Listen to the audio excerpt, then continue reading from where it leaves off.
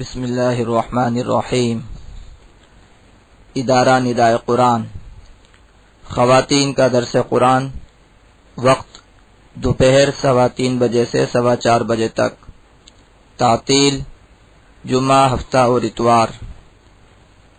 مردوں کا درس قرآن، وقت رات 10:30 بجے سے 11:30 بجے تک، تعطیل ہفتہ اور اتوار۔ مدرس مفتی ارشاد الرحمن، بمقام ادارہ ندائے قرآن، نزد محمدی مسجد، لیاقت نمبر 3، کراچی۔ رابطہ نمبر 0322359069۔ اعوذ باللہ من الشیطان الرجیم، بسم اللہ الرحمن الرحیم۔ ان الذين توفاهم الملائكة ظالمي انفسهم قالوا فيما كنتم قالوا كنا مستضعفين في الارض قالوا الم تكن ارض الله واسعة فتهاجروا فيها۔ یہاں سے اللہ رب العزت ہجرت کی ضرورت کو بیان فرما رہے ہیں، اور میں پہلے بتا چکا ہوں کہ شروع اسلام میں ہجرت اختیاری تھی۔ اس بات کی اجازت تھی کہ جو چاہے جدھر جا سکتا ہے، ہجرت کر سکتا ہے، اپنے اسلام پر عمل کر سکتا ہے، اور ضروری نہیں تھی۔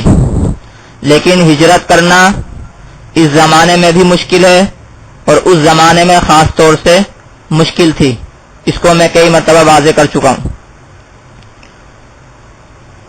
لیکن اس کے باوجود اسلام کی خاطر، اسلام پر عمل کرنے کی خاطر بہت سے صحابہ کرام نے حبشہ کی طرف ہجرت کی۔ اس کا بھی کچھ واقعہ اور کچھ تفصیل میں بتا چکا ہوں پہلے۔ اور اس کے بعد پھر کچھ صحابہ کرام نے مدینہ کی طرف ہجرت کی، جب مدینہ کے کچھ لوگ مسلمان ہو گئے۔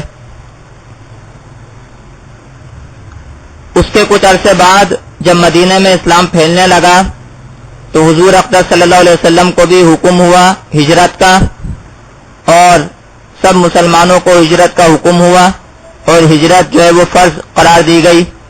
اور کیوں قرار دی گئی اس کو میں کئی مرتبہ بتا چکا ہوں۔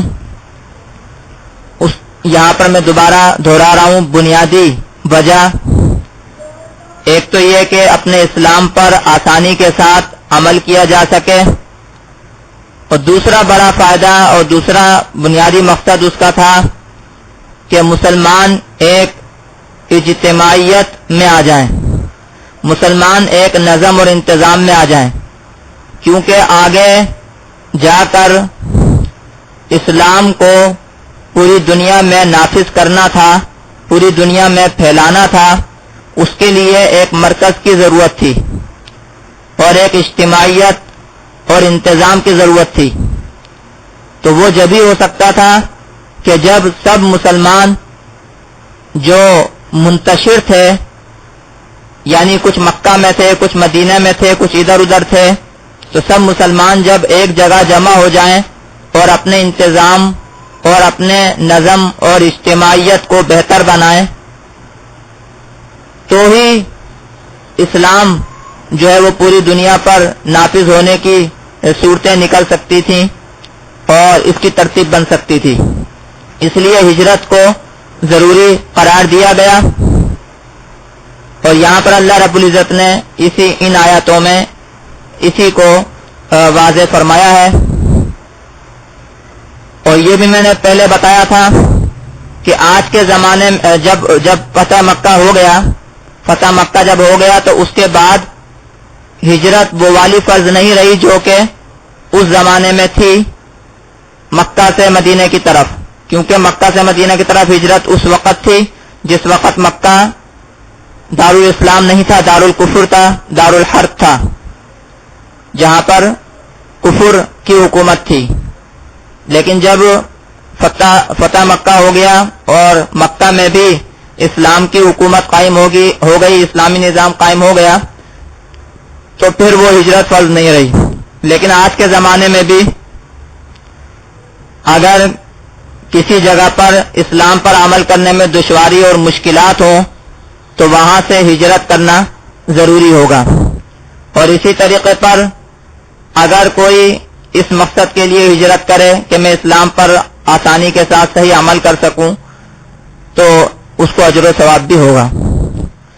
فرمایا کہ ان الذین توفاہم الملائکۃ، یہاں پر اللہ رب العزت جو ہے انداز دیکھیں، انداز بیان دیکھیں، قیامت کے اعتبار سے بات کر رہے ہیں. پہلے قیامت کے اعتبار سے اور آخرت کے اعتبار سے جو ہجرت نہ کرنے پر عذاب ہے اور سزا ہے اس کو بیان فرما رہے ہیں.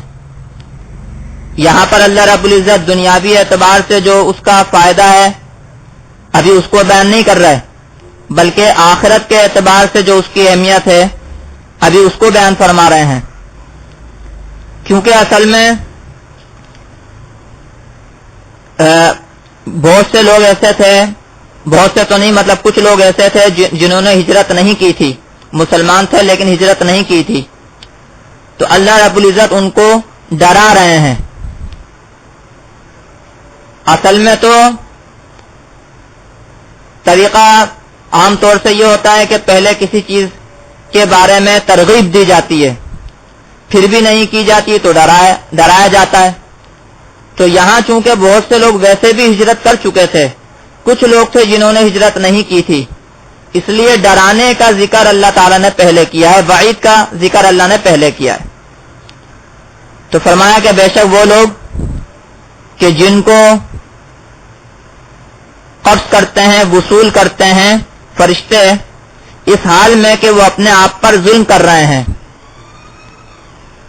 بے شک وہ لوگ جن کو فرشتے قبض کرتے ہیں اس حال میں کہ وہ اپنے آپ پر ظلم کر رہے ہیں. یعنی فرشتہ جب موت کا فرشتہ جب ان کی روح قبض کرتا ہے، ان کو وصول کرتا ہے تو وہ اپنے آپ پر ظلم کرنے والے ہوتے ہیں.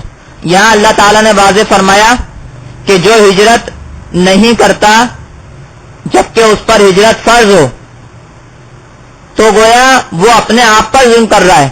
ہجرت کرنے میں اللہ کا فائدہ نہیں ہے، اللہ پر کوئی ظلم نہیں ہے، بلکہ خود اپنے آپ پر ظلم ہے. ہجرت نہ کرنے میں جبکہ ہجرت فرض ہے اپنا نقصان ہے. تو فرمایا بے شک وہ لوگ جن کو فرشتے قبض کرتے ہیں اس حال میں کہ وہ اپنے آپ پر ظلم کرنے والے ہیں، تو فرشتے کہتے ہیں قالو، کہتے ہیں فرشتے فیما کنتم، تم کس میں تھے. فیما ما یہ استفہام کا ہے، سوال کا ہے، اور فی میں یعنی کس میں، کنتم تم تھے، کس دین میں تھے، کس طور طریقے میں، کس مذہب پر تھے، اور گویا تمہاری حالت کیا تھی جو تم نے ہجرت نہ کی. تو قالوا كنا مستضعفين في الارض، وہ اپنا عذر یہ بیان کرتے ہیں، وہ اپنا عذر بیان کرتے ہیں کہ ہم تھے زمین میں کمزور، ہم تو اصل میں کمزور تھے اس لیے ہم ہجرت نہیں کر سکے. تو قالوا، تو فرشتے کہتے ہیں الم تکن ارض اللہ واسعۃ فتہاجروا فیہا، کہ کیا نہیں ہے اللہ کی زمین کشادہ، پس ہجرت کرو تم اس میں. اللہ تعالیٰ کی زمین کوئی محدود تو نہیں ہے، تنگ تو نہیں ہے، چھوٹی تو نہیں ہے. اللہ تعالیٰ کی زمین تو بڑی کشادہ ہے. تو جہاں پر تم آسانی کے ساتھ اپنے اسلام پر عمل کر سکتے تو وہاں پر ہجرت کر جاتے. کیوں اپنے آپ پر ہی ظلم کرتے رہے، اپنی جانوں پر ظلم کرتے رہے، اپنے آپ کو نقصان پہنچاتے رہے، دنیاوی اعتبار سے بھی اور دینی اعتبار سے بھی. ظاہر سی بات ہے کہ جس جگہ پر اسلام پر عمل کرنا دشوار ہو، مشکل ہو، پھر بھی اگر وہاں رکا جائے گا، رہا جائے گا تو خود اپنے اعتبار سے بھی اسلام پر عمل کرنا مشکل ہوگا. پھر جو گھر والے ہوتے ہیں، بیوی بچے وغیرہ، ان کا بھی اسلام پر عمل کرنا دشوار ہوگا. پھر وہ جو ماحول ہوتا ہے وہ اثر انداز ہوتا ہے، خود پر بھی اثر انداز ہوگا، برا ماحول، کفر کا ماحول، اور بیوی بچوں پر بھی اثر انداز ہوگا. تو آگے آنے والی جو اس کی نسل ہے وہ معلوم نہیں کہ مسلمان ہو کہ کافر ہو، اور اگر مسلمان بھی ہو تو کیسی مسلمان ہو. تو یہ اثر پڑتا ہے ماحول کا. تو فرمائے گا قالوا الم تکن ارض اللہ واسعۃ فتہاجروا فیہا. یہاں اللہ تعالیٰ نے واضح فرمایا کہ ضروری نہیں ہے کہ تم بس ایک ہی جگہ ٹک کے رہو. اور جیسے آگے آ رہا ہے کہ جو کوئی ہجرت کرے تو اللہ تعالیٰ اس کو بہت سی کشادگی عطا فرما دیتے ہیں. آگے اس کی وضاحت آ رہی ہے. تو فرمایا کہ قالو وہ فرشتے کہتے ہیں الم تکن ارض اللہ ہی واسعہ کہ کیا نہیں ہے اللہ کی زمین کشادہ کہ پس تم ہجرت کرو اس میں. فاولئک مأواہم جہنم وساءت مصیرا. سو ان کا ٹھکانہ جہنم ہے. اللہ نے فرمایا ان کا ٹھکانہ جہنم ہے. جن لوگوں پر ہجرت فرض تھی اور انہوں نے ہجرت نہیں کی تو ان کا ٹھکانہ جہنم ہے. کیوں؟ اس کی دو وجہ ہو سکتی ہیں. ایک وجہ تو یہ کہ جب ہجرت فرض تھی اور اس کے باوجود انہوں نے ہجرت نہیں کی تو ممکن ہے کہ یہ کافر ہی ہوں, دل سے کافر ہی ہوں, ظاہری طور پر اسلام قبول کیا ہوا ہو. تو ظاہر سی بات ہے کہ کافر کی سزا بھی جہنم ہے. اور دوسری صورت یہ ہو سکتی ہے کہ کافر تو نہ ہو لیکن یہ ہے کہ انہوں نے اس حکم پر عمل نہیں کیا تو اس اعتبار سے وہ گناہ گار ہوئے اور گناہ کا بدلہ بھی اور گناہ کی سزا بھی جہنم میں ہی بھگتنا پڑتی ہے. تو اس لیے اللہ فرماتے ہیں فاولئک مأواہم جہنم. سو ان کا ٹھکانہ جہنم ہے.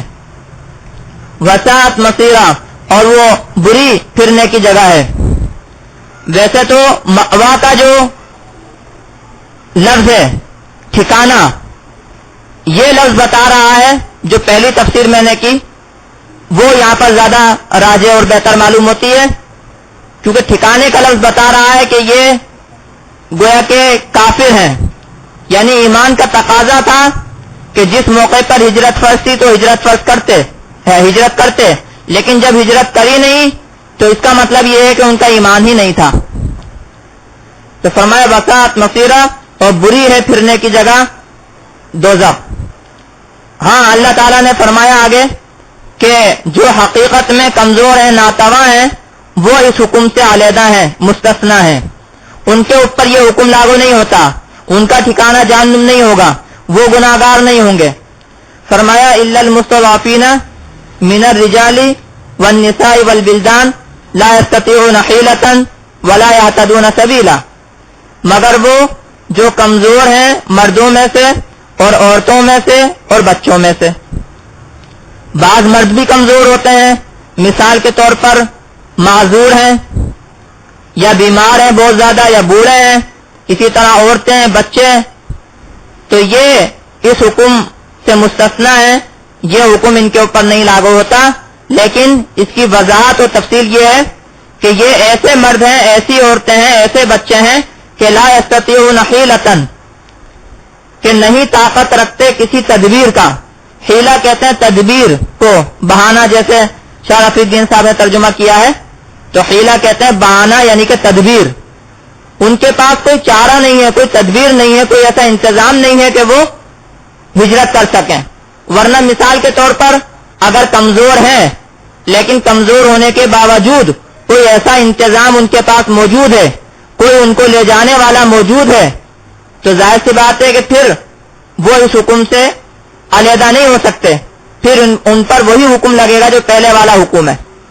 تو یہ اس کی تشریح اور اس کی تفصیل ہے کہ ایسے مرد, ایسی عورتیں, ایسے بچے جو تدبیر کی طاقت نہیں رکھتے, جن کے پاس کوئی ایسا انتظام نہیں ہے, ولا یہتدون سبیلا اور راستے کی ہدایت نہیں پاتے, ولا یہتدون اور نہیں پاتے راہ, یعنی راستہ طے نہیں کر سکتے. مثال کے طور پر راستہ معلوم نہیں ہے یا راستہ معلوم ہے لیکن راستے میں جو کچھ چاہیے, جو کچھ اسباب وغیرہ چاہیے وہ اسباب مہیا نہیں ہے, اتنی طاقت نہیں ہے کہ پیدل جا سکیں.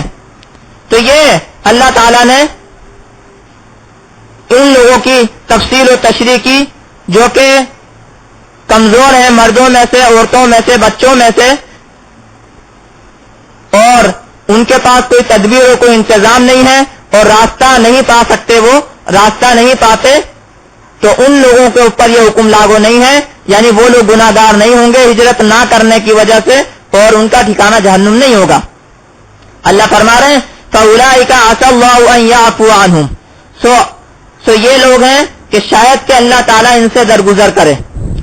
یہاں پر عجیب بات یہ ہے کہ اللہ تعالیٰ نے یہاں پر یقینی الفاظ بیان نہیں فرمائے، بلکہ یہ فرمایا کہ شاید کہ اللہ تعالیٰ ان سے درگزر کرے۔ انداز دیکھیں آپ، انداز دیکھیں، انداز پر غور کریں کہ اس کا مطلب یہ ہوا کہ پھر بھی ان کو اسی بات کی ترغیب دی جا رہی ہے کہ کوشش ان کی پھر بھی ہجرت ہی کی ہونی چاہیے۔ کیوں؟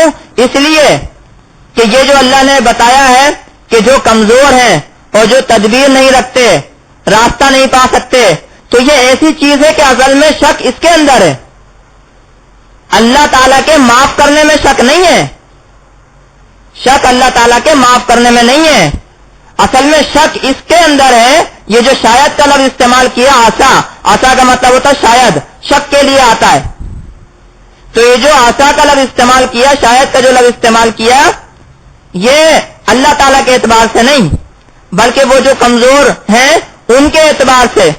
کیا مطلب؟ کہ بعض اوقات ایسا ہوتا ہے کہ آدمی یہ سمجھ رہا ہے کہ میں کمزور ہوں، آدمی یہ سمجھ رہا ہے کہ میں کمزور ہوں، میرے پاس تدبیر اور انتظام نہیں ہے، لیکن حقیقت میں ایسا نہیں ہے، حقیقت میں ایسا نہیں ہے، بلکہ اس کی سمجھ کا قصور ہے یا اس کی کوشش اور اس کے عمل کا قصور ہے۔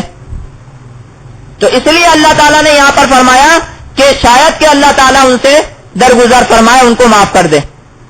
تو یہ شاید اللہ تعالیٰ کی طرف سے شک نہیں ہے، بلکہ چونکہ انسان کی سمجھ میں قصور ہو سکتا ہے اس بارے میں اور عمل میں قصور ہو سکتا ہے، اس لیے اللہ نے فرمایا کہ شاید کہ اللہ تعالیٰ معاف کر دے۔ کیا مطلب؟ مطلب یہ ہوا کہ اگر عذر واقعی عذر ہوگا، حقیقی عذر ہوگا، واقعتاً اگر ایسا ہی ہوگا کہ ان لوگوں کے پاس تدبیر اور انتظام نہیں تھا تو اللہ تعالیٰ معاف کر دے گا، اور اگر محض ان کی سمجھ کا قصور تھا اور عمل کا قصور تھا، کوشش کا قصور تھا، حقیقت میں ان کے پاس تدبیر اور انتظام تھا لیکن انہوں نے سمجھا نہیں یا کوشش نہیں کی، تو پھر ممکن ہے کہ اللہ تعالیٰ معاف نہ کرے۔ تو اس لیے یہاں پر آسا کا لفظ استعمال کیا، شاید کا لفظ استعمال کیا۔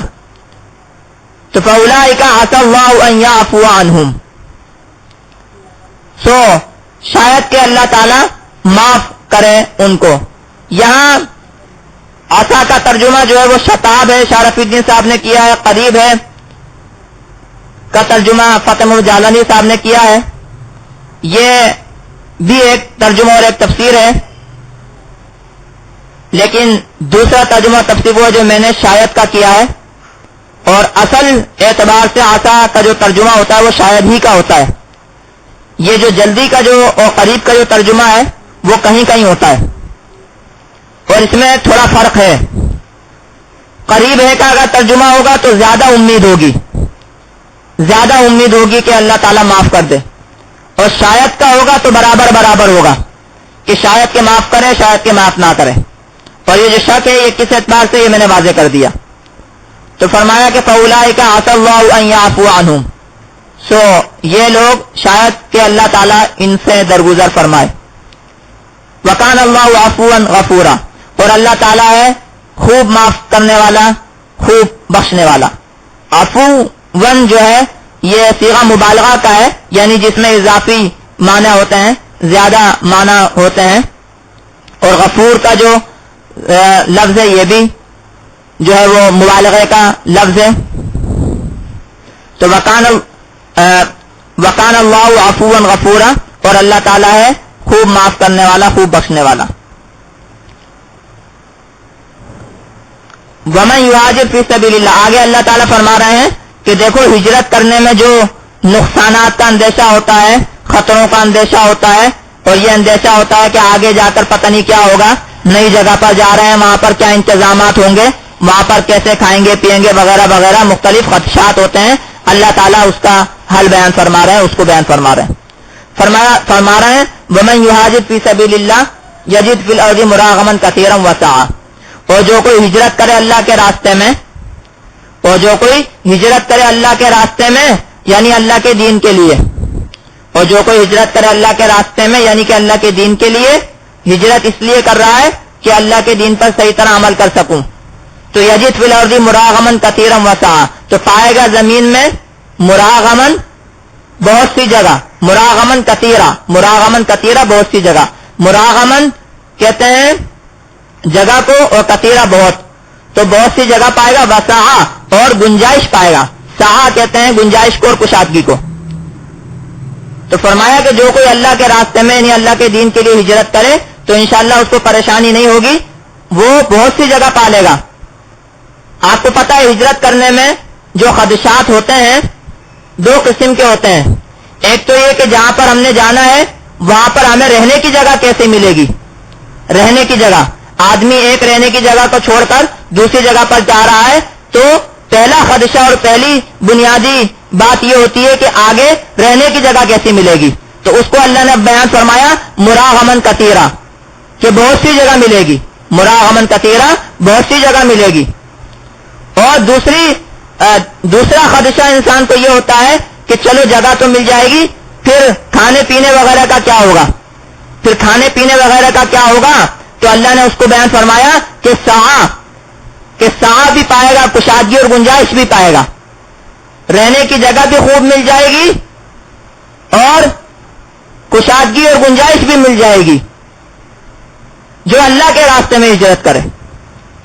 فرمایا ومن یہاجر فی سبیل اللہ، اور جو کوئی ہجرت کرے اللہ کے راستے میں یعنی کہ دین کے لیے، یجد فی الارض مراغما کثیرا وسعا، تو پائے گا زمین میں بہت سی جگہ اور کشادگی۔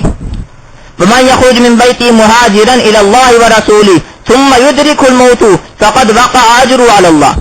اب بعض اوقات ایسا ہوتا ہے اور یہ خدشہ بھی ہوتا ہے کہ جب ہم نکلیں گے اپنی جگہ چھوڑیں گے تو سفر ہے، تو ایسا نہ ہو کہ سفر میں موت آ جائے۔ ایک تو یہ خدشہ ہوتا ہے کہ بھئی سفر میں موت آ سکتی ہے، اتنا لمبا ہم سفر کریں گے سفر میں موت آ سکتی ہے۔ عام طور سے یہ بات سمجھ لیں کہ دین کے لیے جو کوئی ہجرت ہوتی ہے عام طور سے ذرا لمبی ہجرت ہوتی ہے۔ یہ اس کی وجہ کیا ہے؟ اس کی وجہ یہ ہے کہ جس جگہ پر اسلام پر عمل کرنے میں دشواری ہو رہی ہے تو لازماً وہ کسی کے ماتحت ہو گئی، وہ جگہ کسی کی حکومت میں ہوگی، اور حکومت جو ہوتی ہے کسی جگہ میں تو وہ کوئی بالکل چھوٹی سی جگہ پہ تو نہیں ہوتی، حکومت جو ہوتی ہے کسی جگہ پر تو وہ کوئی چھوٹی سی جگہ پر تو نہیں ہوتی، تھوڑا بڑا رقبہ ہوتا ہے، تھوڑی بڑی جگہ ہوتی ہے، اور اس کو وہاں پر ظاہر سی بات ہے عمل کرنے میں دشواری ہو رہی ہے۔ تو اس کا مطلب یہ ہوا کہ ایک بڑے رقبے میں اس کو عمل کرنے میں دشواری ہو رہی ہے۔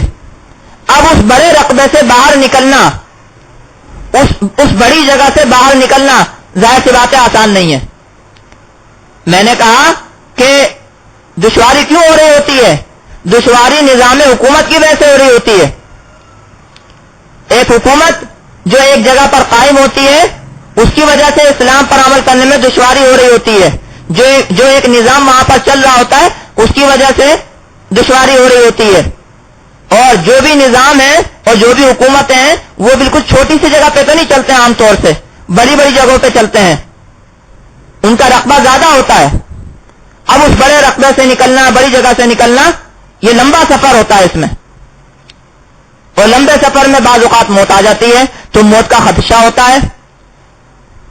تو ایک تو بنیادی خدشہ یہ کہ اتنا لمبا سفر طے کرنے میں موت آ جائے گی، اس کا بھی اللہ تعالیٰ نے یہ جواب دیا۔ دوسرا خدشہ یہ جو اسی سے ملتا جلتا ہے کہ اگر راستے میں موت آ گئی تو کیا یہ ہجرت کہلائے گی؟ تو کیا ہمیں ہجرت کا اجر مل جائے گا؟ کیا ہماری ہجرت شمار ہوگی؟ تو اللہ نے اس کا جواب دیا۔ تو گویا دو بنیادی دو خدشے ہیں، دو اندیشے ہیں، اللہ نے اس کا ایک جواب دیا ہے۔